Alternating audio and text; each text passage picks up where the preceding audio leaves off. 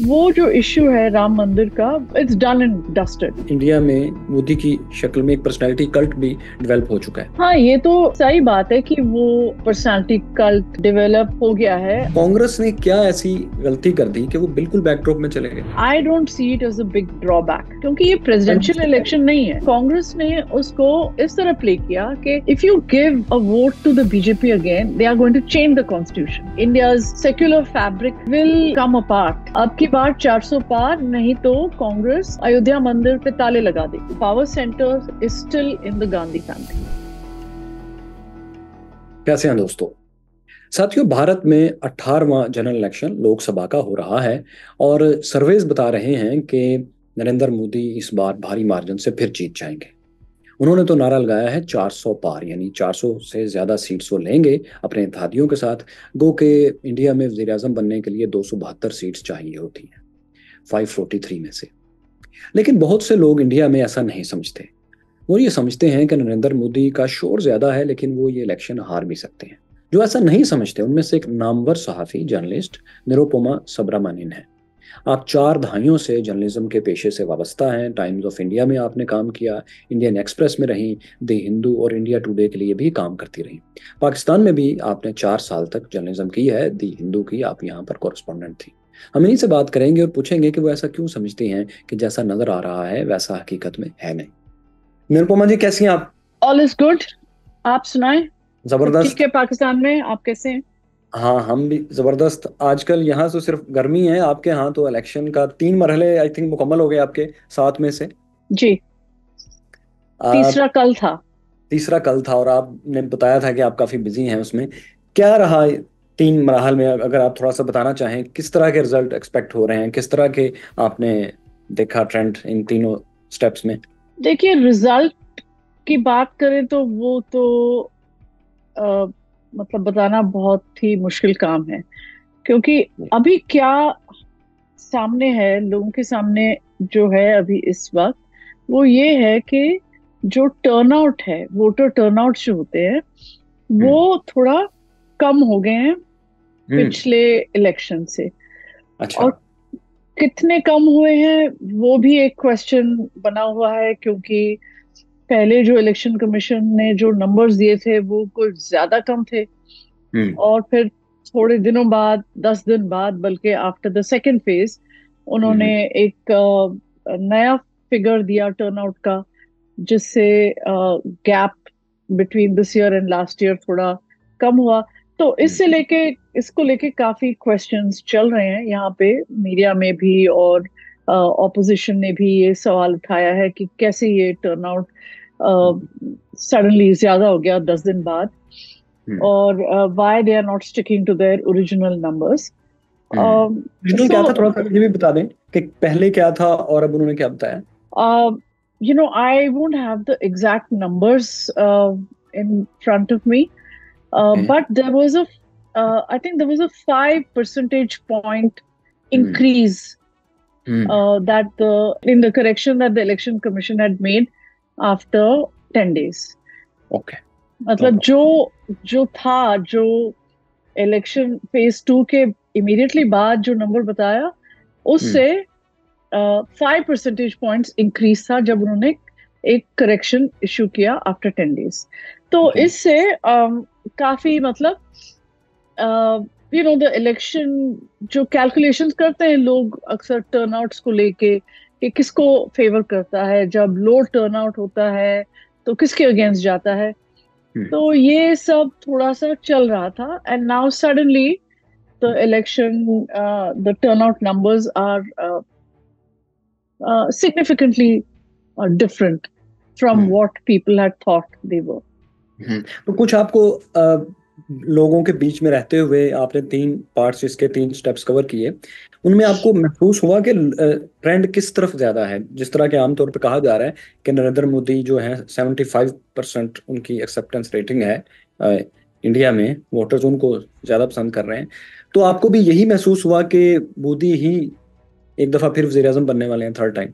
मतलब there is, look, अभी जो ऐसे चल रहा है इलेक्शन, उसमें कोई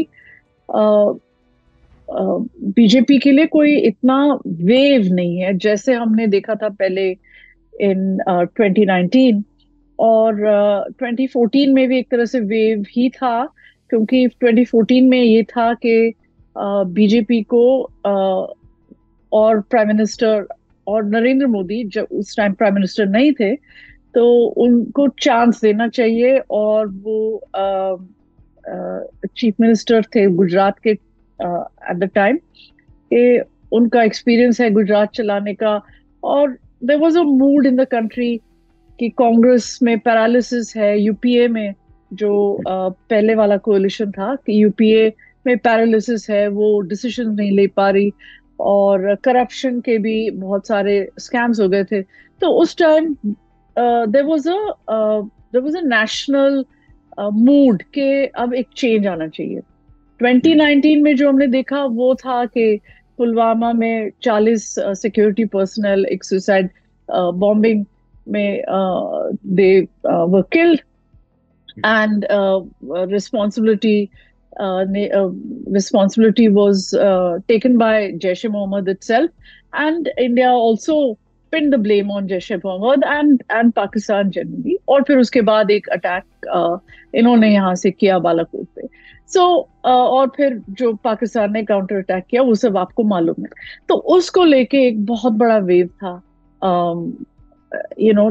द कंट्री मतलब पूरा सॉलिडिफाई हो गया बिहाइंड मोदीज सिक्योरिटी नैरेटिव के देखो, I have carried out the strike inside Balakot and I am the person who can ensure the security of this country. तो हाँ, तो वो एक वेव था, and he really he made good of that. अब इस बार कोई ऐसा ओवरआर्चिंग थीम नहीं है इस इलेक्शन का। और मैं तो I have not gone into the field, मैं चेन्नई में रहती हूँ और यहाँ पे इलेक्शन फर्स्ट फेज में ही यहाँ पे खत्म हो गए तमिलनाडु में। यहाँ पे 40 सीट्स होते हैं पार्लियामेंट्री, तो वो सब एक फेज में खत्म हो गए। बट जो लोग फील्ड में गए हैं वो कह रहे हैं कि this is now every election has a different every constituency has a different issue, क्योंकि ज्यादातर यहाँ पे लोकल इश्यूज सामने आ रहे हैं। एंड अगर there is a one theme at all, अगर आप कहें कि कोई एक थीम तो होगा इस इलेक्शन का, तो वो है basically economic condition of people. एक तो बहुत ज्यादा इन्फ्लेशन है, food prices are through the roof, दूसरा बेरोजगारी है, and the opposition is constantly reminding people that Modi had promised that he will generate so many millions of jobs every year, yes, और नहीं कर पाए। So there is a problem with that. There is a problem with army recruitment. There is a problem with recruitment into all government jobs. सब कुछ रोक दिया गया है। So there is a problem of unemployment in the country. And there is there is a lack of enthusiasm. जो एक पहले जो 2019 में जो enthusiastic voting थी ना, वो इस टाइम इस इलेक्शन में नहीं दिख पा रही। लोग कह रहे हैं कि इतना हीट है, मतलब जो टेम्परेचर्स आर रियली हाई यहाँ पे भी, और 40 प्लस में है, 40 प्लस के रेंज में है, कि उससे भी कुछ फर्क हुआ है। Okay. Other people are saying that this is also this also one thing is that it may go against BJP, but it also means that even Congress के जो वोटर्स हैं वो भी बाहर नहीं आ रहे। मतलब सब तरह से देखा जा सकता है ये लूट और नाउट। But the fact is that the BJP does not have a big narrative. And the other thing, just let me finish, कि जो इसके बाद पहले फेज के बाद जो मोदी साहब के जो स्पीचेस का टोन एंड टेनर चेंज हुआ, जो एकदम completely took a turn for the worst, जैसे वो बहुत कम्युनल हो गया, उन्होंने काफी डॉग विजल्स वाले शब्द लफ्ज यूज किए, और he has said so many things about Congress. तो इससे थोड़ा सा डेस्परेशन भी लगता है कि बीजेपी कैंप में आ गई है। अच्छा, आपको नहीं लग रहा, जो हम तो यहाँ बैठकर सिर्फ इंडियन सोशल मीडिया पर, आपके वीलॉग्स पर, इंटरव्यूज पर जो कुछ आ रहा है, हम वहां से इंडियन इलेक्शन को नोट कर रहे हैं, वहां हमें ये महसूस हो रहा है कि राम मंदिर बहुत बड़ा इशू है, जिसकी वजह से उनको बहुत ज्यादा वोट मिल रहा है। क्या क्या ये हकीकत है जो सोशल मीडिया के जरिए और वहां के न्यूज से हमें समझ आ रहा है? नहीं, अभी तक तो देखिए, राम मंदिर एक है, मतलब लोगों के माइंड्स में है कि मोदी जी ने राम मंदिर बनवा दिया, पर अभी तक तो ऐसा ही दिख रहा था कि वो जो इश्यू है राम मंदिर का, इट्स डन एंड डस्टेड, वो हो गया। और वो थोड़ा सा डिस्टेंट हो गया इस इलेक्शन से, क्योंकि अब बहुत सारी और इश्यूज भी आने लगी। जैसे अ, एक बीजेपी का कैंडिडेट है कर्नाटका में, जिसने जो सेक्स स्कैंडल में ही is caught up in a massive sex scandal. उनके हजारों टेप्स सर्कुलेट कर रहे हैं, and there are lots of complainants के उनके साथ forcible, you know, yes. he assaulted them and sexually assaulted them. And he's a candidate of a BJP ally, um, in Karnataka, which is in southern India. So that has become an issue. Then the the electoral bonds have also become an issue, because मतलब इतना लोग कहते हैं कि ये इतना sink in नहीं हुआ है कॉमन पीपल के माइंड्स में, बिकॉज लोग इतना अंडरस्टैंड नहीं करते। बट लोगों को लगता है कि कुछ तो गड़बड़ हुई है with that erectile bond scam, कि जितना पैसा बीजेपी को मिला है, ये कहाँ से मिला है, कैसे मिला है, थोड़ा सा लोगों को, ऑल्दो पूरी डिटेल्स नहीं समझ आ रही, लोगों को कुछ ना कुछ तो महसूस हो गया है। और तीसरी बात यह है कि जिस तरह से ये जो आपके यहाँ कहते हैं लोटा ना, जिस तरह से जो पॉलिटिशियंस जंप करके जो कांग्रेस में होते हैं, या जो होते थे, या शिवसेना में थे, या जैसे जो से भी पार्टी में थे, और जैसे वो they are moving to BJP. Even candidates in the elections, opposition candidates in elections, are also saying that they've joined the BJP.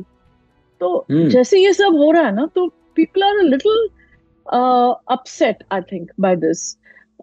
जैसे सूरत में there was an election, वहां पे बीजेपी कैंडिडेट को he has been declared unopposed, क्योंकि जो कांग्रेस का candidate था वहां पे, उसके नॉमिनेशन को इनवैलिडेट कर दिया, क्योंकि जो सिग्नेचर्स जो नॉमिनेशन जो प्रपोज एंड सेकंड करते हैं, उनके सिग्नेचर्स, दे सेड कि these are not our signatures. तो basically people in now are saying that voters are being deprived of their vote by these tactics. So there is a little unease, I would say, amongst voters, amongst the general public, ये कुछ सही नहीं हो रहा है जो भी हो रहा है। और BJP has got the name of washing machine।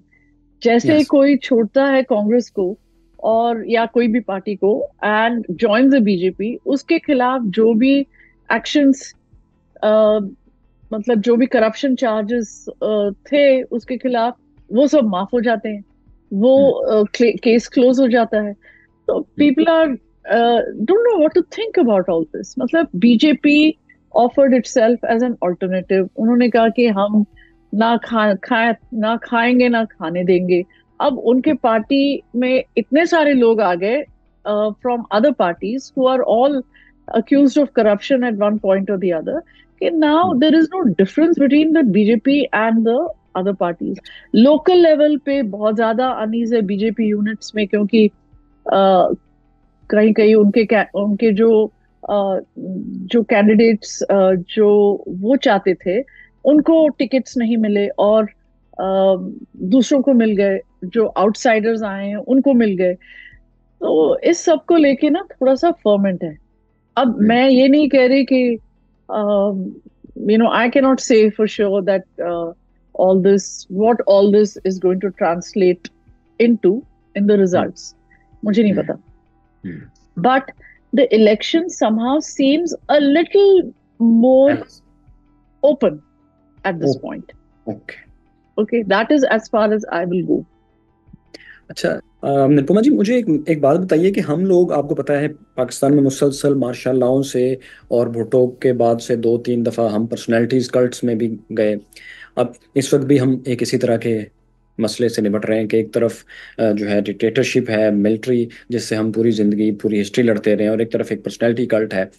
अभी मुझे लग रहा है कि हम जिस चीज़ से पाकिस्तान में लोगों को मिसाल दिया करते थे कि इंडिया देखें अपने सेकुलरिज्म की वजह से तरक्की करता जा रहा है, तो हमें भी उस तरफ जाना चाहिए.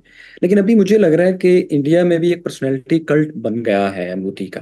और क्योंकि कुछ मैंने साउंड बाइट्स भी ऑनलाइन सुनी कि वो कह रहे थे, कि कुछ लोग कह रहे थे, आम लोग, कि मोदी जी जो हैं ये राम के अवतार हैं. तो क्या आप भी महसूस करती हैं कि इंडिया में मोदी की शक्ल में एक पर्सनैलिटी कल्ट भी डेवलप हो चुका है?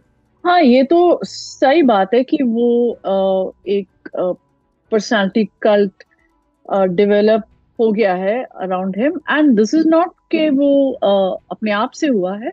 वो होगा, एक ऑर्गेनिक प्रोसेस है.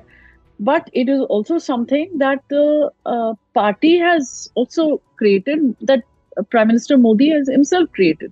जैसे अब जहां भी जा रहे हैं वो कह रहे हैं कि मोदी की गारंटी है. मतलब एक कैंडिडेट में एक कॉन्स्टिट्यूंसी में कैंडिडेट होता है. But even the candidate is looking to Modi to win that election. कि मोदी की गारंटी है. हम्म, मोदी की जो एक स्लोगन सा आ गया है इस इलेक्शन में जी जी. बीजेपी का, कि मोदी की गारंटी है, तो मोदी है तो मंशूर भी मुमकिन किया है. उन्होंने तो मंशूर भी किया है. हाँ. And so vote for me, he is going. कई कॉन्स्टिट्यूंसीज में जा रहे हैं और कह रहे हैं कि वोट फॉर मी. हम्म, आप don't vote for the local guy, but vote for me. Your vote should be for me. So there is, of course, a personality cult, and it raises the question: कि what is a BJP without Modi? Hmm, If okay. Modi is not there, what is the BJP? So that is also a question that has to be answered by the BJP. But it also raises a question कि BJP के अंदर कोई इसको लेके ऊपर से तो हमें कुछ नहीं दिख रहा कि कोई डिसेंट है या कोई आवाज है इसके खिलाफ. But obviously there are other people in the BJP who consider themselves to be leaders of some consequence. वो भी senior leaders हैं, जहां से भी हैं वो. तो there must be some dissatisfaction. ये तो बहुत ह्यूमन चीज है कि आप अपने आप को लीडर समझते हैं और आपको कहा जा रहा है कि नहीं, आप बैठ जाइए. अब मोदी जी सब कुछ करेंगे and he is the leader. And I think there may be, I mean there is talk that even जो बीजेपी का आइडियोलॉजिकल फाउंड है, राष्ट्रीय स्वयं सेवक संघ, जिसके लिए organisation is the only thing, organisation is supreme, वहां पे भी थोड़ा सा शायद अनईज हो सकता है. और शायद low turnout can also be attributed to the fact के RSS is not feeling very enthusiastic. I mean, I don't know. These are various things that are being talked about. I am an armchair analyst. I have not been anywhere, I have to say. And I am only telling you what I'm hearing from my colleagues and my people and my friends who have gone out on the field. Okay madam, ये बताइए कि 2014 से पहले 10 साल कांग्रेस की जो हुकूमत थी, जिसने इंडिया को दरअसल उस रास्ते पर डाला जिसमें आपकी इकोनॉमी बेहतर हुई, टेक्नोलॉजी आई, ये सारी चीज़ें. नो डाउट मोदी के दौर में भी बहुत बहुत डेवलपमेंट हुई, बहुत इस पे काम हुआ. लेकिन ऐसा क्या हुआ कि कांग्रेस जिसने कि इतना कुछ किया और इंडिया को एक तरक्की के रास्ते पर डाला, वो बिल्कुल ही बैकड्रॉप में चली गई? क्या ये एक पर्सनैलिटी की बात है कि उसके बाद गांधी फैमिली के पास कोई ऐसी पर्सनैलिटी नहीं आई, कोई कोई राजीव गांधी जैसी, कोई कोई कोई इस तरह का शख्स नहीं आया, और राहुल गांधी उस लाइन में फेल हो गए लोगों को कन्विंस करने में कि वो भी एक अल्टरनेट हैं, वो भी एक लीडर हैं। क्योंकि इस वक्त भी देखें, जो बीजेपी के खिलाफ महाज बनाया है, जो उन्होंने ज्वाइंट अलायंस बनाया है जिसका नाम गालबन इंडिया है, अच्छा उसका भी कोई लीडर डिक्लेयर नहीं है कि वो अगर जीती है तो उनका वजीर आजम कौन होगा। तो ये बहुत बड़ा फॉल्ट है। तो मैं ये जानना चाहता हूँ, कांग्रेस ने क्या ऐसी गलती कर दी कि वो बिल्कुल बैकड्रॉप में चले गए? नहीं, इसमें ना दो तीन सवाल हैं, आपने जो जो भी कुछ कहा। तो मैं उसको, पहले तो मैं आपको कह दूं कि जो कोलिशन में कोई लीडर ना होना, I don't see it as a big drawback, क्योंकि ये प्राइम प्रेसिडेंशियल मिनिस्टर इलेक्शन नहीं है। Prime although minister Modi candidate. Is trying to convert it into a presidential style election, यही इनका बहुत एम्फोसिस रहा है कि मतलब जो पर्सनालिटी कल्ट उन्होंने बिल्ड किया है। तो लोग पूछते हैं यार, अगर मोदी को या बीजेपी को नहीं वोट देंगे तो वहां पे उस तरफ क्या है। हम्म। But I don't think that is a that you can go totally by that, because this is ours is not a presidential system. It is still a prime ministerial system. It is still a parliamentary system. Parliament elects the winning parliamentary party elects the leader. So ये सब है। And आप अगर देखते हैं तो 2004 में everything was decided after the elections. Okay, hmm. so it was not as if that coalitions start out with a phase के इसको लीडर बनना है। मुझे तो लगता है कि it's at this point when there seems to be a kind of discontent against, when there is an anti-incumbency, ठीक है, incumbent के खिलाफ एक थोड़ा सा बना हुआ है, तो there is then the emphasis of the people is you have to get rid of the incumbent. फिर बाद में सोचेंगे कि कौन संभालेगा, कौन प्राइम मिनिस्टर बनेगा, कौन मिनिस्टर्स बनेंगे, वो सब बाद में आता है। And India has seen this before, so it's not as if we are foreign to that concept. दूसरी बात आपने कि कांग्रेस की लीडरशिप में, हाँ, Congress has a leadership issue, and there been many problems within the Congress about who is to who is actually the leader of the Congress. And इसको लेके काफी लोग कांग्रेस को छोड़ के भी चले गए हैं। All the big names, they have left the Congress. Many of the stalwarts of Congress have left because of this issue. Now at this point we have to see whether only the results will tell if the Congress has resolved its leadership issue. अगर इस result में भी Congress fail हो गई, इस election में भी Congress fail हो गई, then it really has to confront the leadership issue up front, and it has to really get down to brass tacks, because India is too big a country to be left to one party. We need an opposition party, and Congress, as you're saying, Congress has repeatedly failed to match, to come up with a narrative that matches Modi's narrative, to come up with a theme that resonates with the people. Yes. जैसे जो राम मंदिर का theme हो या हिंदुत्व का ही theme हो, अब इसे कैसे मैच भी किया जाए? So you have to find a way to counter this narrative कि Hindutva is the only thing that can save India. Hindutva nationalism is the only thing that can save India. But Congress has not yet come up with that alternate narrative. Right now, it is basically what the Congress seems to be depending on is the anti-incumbency mood. That is not clear also. मतलब इतना anti-incumbency mood भी clear नहीं है, but है, pockets में है, which is why I'm saying थोड़ा सा इसको ये open हो गया है election. सही। अच्छा, आपने हिंदुत्व की बात की। बीजेपी ने इतनी सीट्स में से पूरे इंडिया में से सिर्फ एक केरला से शायद अब्दुल सलाम उम्मीदवार को खड़ा किया, मुसलमान को।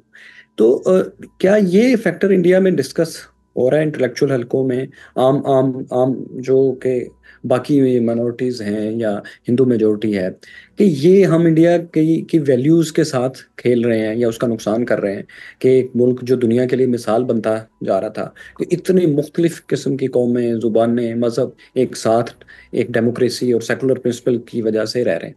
तो ये एक मिसाल कि एक विनिंग पार्टी जो तीसरी दफा भी लग रहा है कि विन कर जाएगी, वो सिर्फ एक कैंडिडेट को वोट दे पाई, उस पॉपुलेशन को जो वहां पर भी 200 मिलियन से ऊपर है, यानी तीसरा बड़ी बड़ी आबादी है पूरी दुनिया में मुसलमानों की। हाँ, it has been a concern, it's a very कितना इट बड़ा हैज बीन, concern?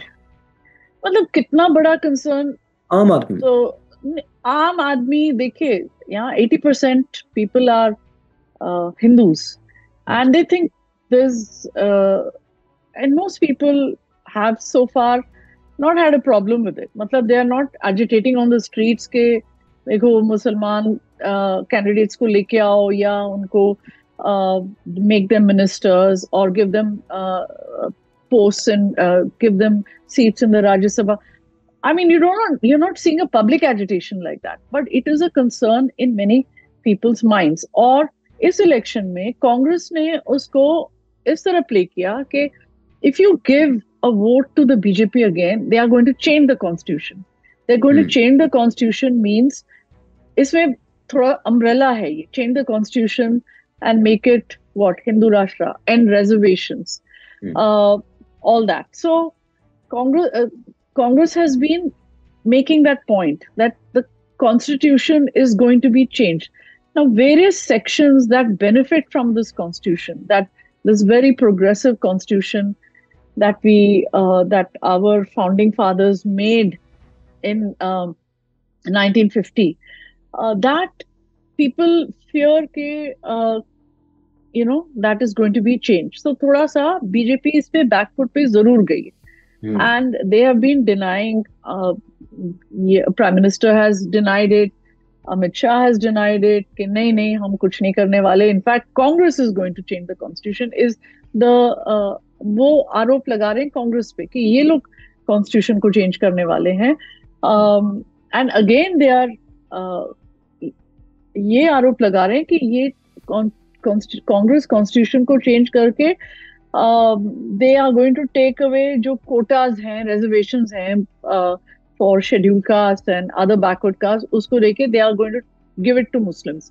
तो ये जो defensiveness आ गई है बीजेपी में, और जो increasingly communal हो रहा है उनका पूरा tone and tenor of their political campaign, उससे लग रहा है थोड़ा सा ये defensive में है. And of course there is a concern that there is that India's secular fabric will come apart if this high pitched, high decibel Hindutva rhetoric continues for another 5 years. That then it could really tear the country apart. This is a concern for a lot of people. But I cannot say that people are out on the streets and agitating के अभी तक वो नहीं है. मतलब that I don't think that there is a problem like that. Happen in this condition. But मेरा question का मतलब ये था कि वो लोग जिस तरह आप बात करती हैं और बहुत से लोग हैं, उनके कंसर्न्स वो एड्रेस कर रहे हैं, बात हो रही है, क्योंकि वेव तो इंटेलेक्चुअल्स ने ही इस बात पे बात करेंगे. तो जो जाहिर है 80% जो मेजोरिटी है, इधर पाकिस्तान में भी आपको पता है हम इसी मसले को फेस कर रहे होते हैं कि जो मेजोरिटेरियनिज्म की तरफ हम चले गए हैं, इससे हम वापस हों. तो मैं उसी एंगल से सवाल कर रहा था. अच्छा, मुझे ये बताइए कि बीजेपी की जो उनका मंशूर है, एक तो उसमें मोदी की गारंटी का लफ्ज़ वो मुसलसल इस्तेमाल करते हैं पूरे उनके जो है उनका जो मंशूर है उसमें भी उन्होंने ये लिखा है. अच्छा, दूसरी बात वो बार बार ये करते हैं अब के बार 400 पार. तो क्या 400 से ज्यादा सीट्स ले पाएंगे? ऑडियंस के लिए वैसे मैं ये बताना चाहूँ कि वजीर आजम इंडिया वो बनेगा जो 272 से ज्यादा सीट्स लेगा. तो ये जो नारा लगा रहे हैं 400 के पार विद अलायंसेस, तो क्या ये अपने अलायंसेस के साथ चले जाएंगे 400 तक? ये जो 400 पार, अब की बार 400 पार, ये पहले लग रहा था नारा in the campaign, before the first phase. पर ये थोड़ा सा इन्होंने इसको ये साइलेंट मोड पे कर दिया इस नारे को, बिकॉज दे कुड सी के देयर वाज एन अनईज, वही इसी बात को लेके कि इनको अगर 400 सीट दे दें तो ये क्या कर देंगे, क्या कॉन्स्टिट्यूशन चेंज हो जाएगा। तो इस क्वेश्चन को लेके there was a public unease कि फिर अगर कॉन्स्टिट्यूशन चेंज होगा तो किस किस को ये हार्म करेगा। So there were all these questions, तो इन्होंने थोड़ा सा इसको कम कर दिया। अब ये फिर से इसका इन्होंने फिर से ये शुरू कर दिया 400 पार, पर अब ये कह रहे हैं कि अब की बार 400 पार नहीं तो कांग्रेस अयोध्या मंदिर को पे ताले लगा देगी। ठीक है, तो अब फिर से वो कम्युनल एक ट्विस्ट आ गया उसमें। But the question really is 400 अगर उनको मिल जाते हैं with allies and all that, it would be very surprising because जहाँ पे वो अभी इनके लास्ट पार्लियामेंट में सीट्स थे 303, ठीक है, विद allies, और जहाँ पे उन्होंने सीट्स वो बहुत स्ट्रांग है वहां पे वो बिल्कुल सैचुरेट हो गए थे, मतलब at saturation level they had taken the seats. वहां पे इंक्रीज करना अब उनके लिए मुमकिन नहीं है, बिकॉज ऑलरेडी जितना वो ले सकते थे उन्होंने लास्ट टाइम ले लिया। अब फिर रह गया जहां पे उन्होंने नहीं सीट्स लिए, ठीक है, तो वहां पे अलग अलग इश्यूज खड़े हो गए। मतलब तमिलनाडु में उन्होंने सोचा, जैसे जो जहाँ पे मैं हूँ, Chennai is the capital of Tamil Nadu, और जो सदर्न मोस्ट प्रोविंस है इंडिया का, और वहां पे इन्होंने सोचा कि ये इन रोड्स बनाएंगे, और बात कर रहे थे कि इनको शायद 5 सीट्स मिल जाए, शायद 10 भी मिल, मतलब काफी इनके प्रोजेक्शंस थे। पर अब सुनने में आ रहा है कि शायद जैसे प्रोजेक्शन किया था वैसा ऑन द ग्राउंड से जो रिपोर्ट्स आ रही हैं यहाँ के पोलिंग की, तो वो मैच नहीं कर रही। अगेन कर्नाटका में जैसे मैंने कहा सेक्स स्कैंडल है, वहां पे वो होप कर रहे थे कि they will repeat their last years last elections performance, जहाँ पे I think they had I think almost all the seats except one, they took every seat. But again, that sex scandal has created an atmosphere जिससे वो वहाँ पे situation is not that good. और उनके जो bastions हैं जैसे राजस्थान या यूपी में, even Gujarat, I'm hearing there is some murmurs of discontent within the local BJP caste को लेके, या as I said candidate को लेके, काफी सारे factors हैं, लोकल इश्यूज हैं, उन चीजों को लेके वहां पे शायद इतना ना बन पाए जितना लास्ट टाइम बना था। महाराष्ट्र में जो पार्टीज स्प्लिंटर हो गई हैं, जो all major parties, Shiv Sena, nationalist Congress party, ये सारे दो दो हो गए हैं। So now there is so much confusion there, and there is so much sympathy for Sharad Pawar, who's the big guy in the NCP, the leader of the NCP, whose party has been split by his own nephew to join the BJP. And also Shiv Sena, which is led by Uddhav Thackeray, usko bhi split karke uska आधा, मतलब more than आधा हिस्सा BJP के साथ चला गया। तो इन leaders के साथ थोड़ा सा सिंपैथी है। अब सुनने में आ रहा है कि मोदी साहब गए थे वहां पुणे में, मैं कह रहा हूँ जो आप आदमी, है, आम आदमी पार्टी, एग्जैक्टली, आम आदमी उसके साथ भी पार्टी है, यस, जेल में डाला, एग्जैक्टली। तो वो दिल्ली में जो 7 सीटें लास्ट टाइम बीजेपी ने ली थी, अब that is in question. So ये 400 का नारा तो ठीक है, but where is the 400 coming from, this is the question. And if you do the math region by region, seat by seat, आपको नहीं दिख रहा कि वो 400 आने वाला है। सही। अच्छा, ये मुझे ये बताइए कि राहुल गांधी जो भी हैं, लेकिन अपोजिशन का फेस इस वक्त वही है, वो उन्होंने अपनी आबाई कॉन्स्टिट्यूंसी जहां से उनके फैमिली हमेशा इलेक्शन लड़ती थी अमेठी से, उसके बजाय वो रायबरेली चले गए। ये क्या चेंज आया है उनकी पॉलिटिक्स में? इसके कोई खास वजह है, ये सिर्फ या कोई टेक्निकल इशू है आप उनका आपस के इलेक्शंस का? टेक्निकल इशू क्या हो सकता है? उन्होंने एक तो जो उनका यूपी का कैंडिडेचर था, मतलब उन्होंने जो सीट लड़ना था उस पे उन्होंने होल्ड ऑफ किया बहुत एंड तक।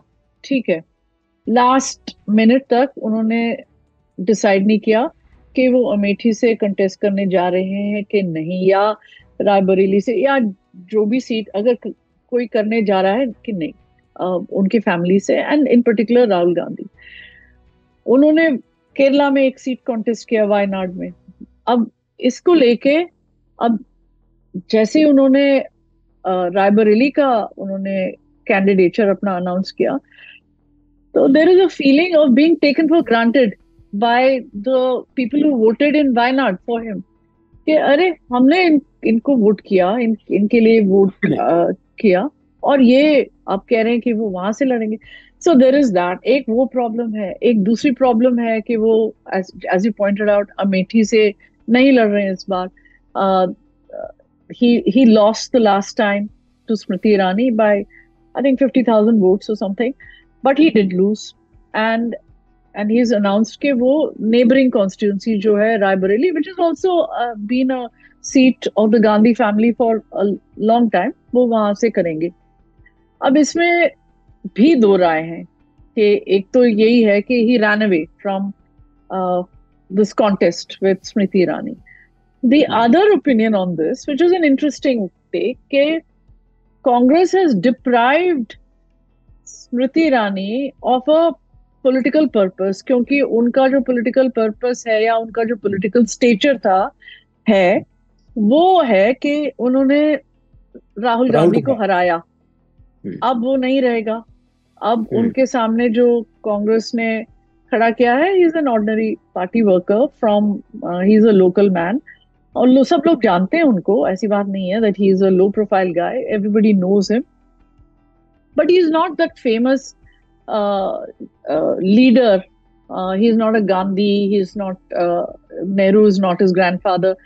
सो इस सब को लेके that there is a feeling कि Congress has actually played a very clever game by depriving Smriti Irani of that political stature कि मैंने इसको हराया। And if she by any chance, given the prevailing mood and all that, if by any chance she loses to this man, then that is another story, है ना? So इसको लेके दो तीन ओपिनियंस हैं। अच्छा, कांग्रेस ने अपनी जो लीडरशिप थी गांधी फैमिली से भी निकाल दी कुछ साल पहले, क्या उससे कुछ फायदा हुआ कांग्रेस को? क्या आप क्या कह रहे हैं, गांधी फैमिली से निकाल दी मतलब? कांग्रेस का लीडर मुसलसल गांधी फैमिली से आ रहा था, प्रेसिडेंट ऑफ कांग्रेस। इस वक्त कांग्रेस प्रेसिडेंट गांधी फैमिली से नहीं है। हाँ, खड़गे हैं, मल्लिकार्जुन खड़गे हैं अब कांग्रेस के प्रेसिडेंट जी, तो इससे फर्क पड़ा पार्टी में कुछ? But still, as you yourself pointed out, president तो हैं वो, and he is been a very good president. मतलब जो उनकी पॉलिटिकल स्टैंडिंग है वो बहुत अच्छी है। People respect him a lot. He has a great standing in Karnataka, and across the country, he's been building his standing as a very deserving leader, very deserving to have been appointed as the leader of Congress. But really, the real leadership is still seen to be the Gandhi family only. The real leadership, all the debate, everything, you know, about where the Congress is headed is still around what decisions the Gandhi family will be taking, na ke Mallikarjun Kharge.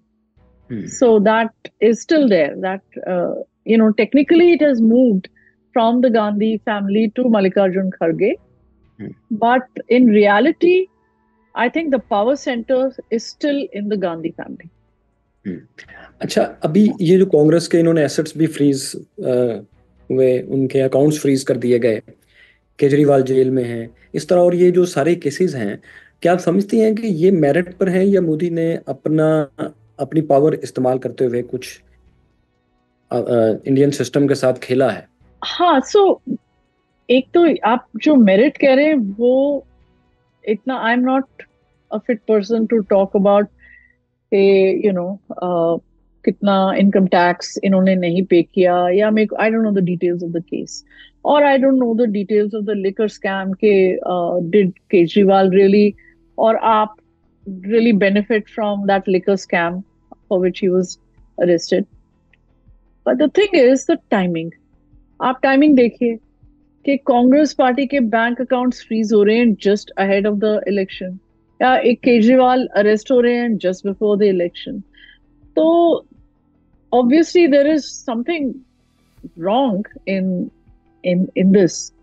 It is not to any observer, it looks like it's been fixed, that they have been fixed. कि election के बिल्कुल पहले इनको इनको frame किया गया है किसी तरह. there may be an issue, but जो है आप कह रहे हैं कि Congress has to pay dues of some 1,000 crores to the income tax department. I don't know if the Congress has that much money, because it is the it has not made that much. I mean, I think it has made slightly over 1,000 crores in the electoral bonds. So and of course BJP has made much more. But the thing is to freeze the accounts and all that sounded like there was an attempt to fix a match. बहुत शुक्रिया. मुझे आखिर में बस आप एक बात बताइए, आपको क्या अंदाजा है कि 4 जून को क्या रिजल्ट आए? मैं आपको इसका सवाल एक दूसरे तरीके से दूंगी. मैं ये कहूंगी कि I am a firm believer.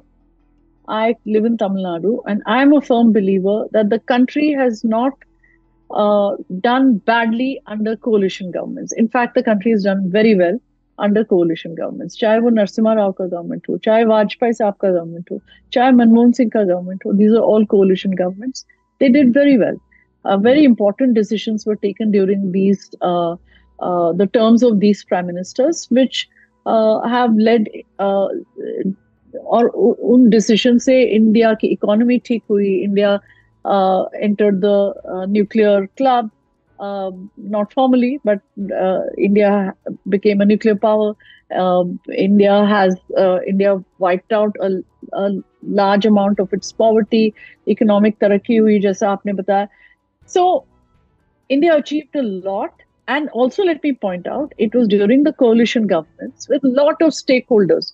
It looked messy. मतलब कोई 13 parties, कभी कुछ.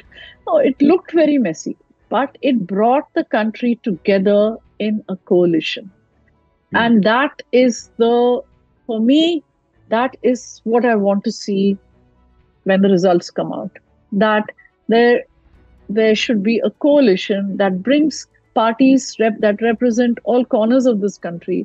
ना कि one party that believes that there should be only one system, one religion, one language across the country. बहुत शुक्रिया अनुपमा जी. आई विश के जो आपने कहा उसी तरह हो, आप लोगों की सेकुलर वैल्यूज़ और डेमोक्रेसी बचे और पूरे रीजन में भी इसी तरह तरक्की हो, और यहाँ भी हमारे यहाँ भी एक स्टेबिलिटी आए, एक बेहतर दौर आए. बहुत शुक्रिया. उम्मीद है दोबारा भी आपसे बात होगी. बहुत शुक्रिया आपका भी Faisal, for inviting me to be on your show. Thank you so much. Thank you.